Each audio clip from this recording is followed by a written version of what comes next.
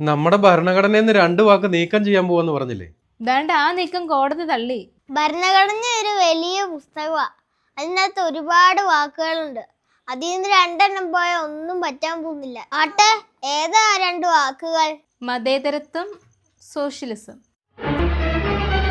മറ്റേത് 2 വാക്കുകൾ ഒഴിവാക്കിയാലും ഈ 2 വാക്കുകൾ ഒഴിവാക്കാൻ ഞാൻ സമ്മതിക്കത്തില്ല.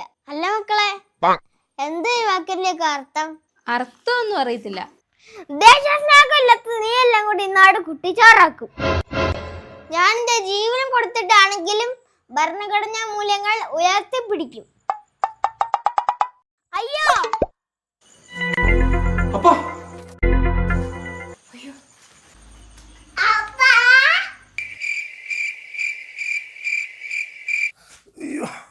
അപ്പൊ എന്നാ പറ്റിയതാ? ഭരണഘടനാ മൂല്യങ്ങൾ ഉയർത്തി ഇച്ചിരി കൂടിപ്പോയി. ലൈൻ കമ്പിയെ തട്ടി.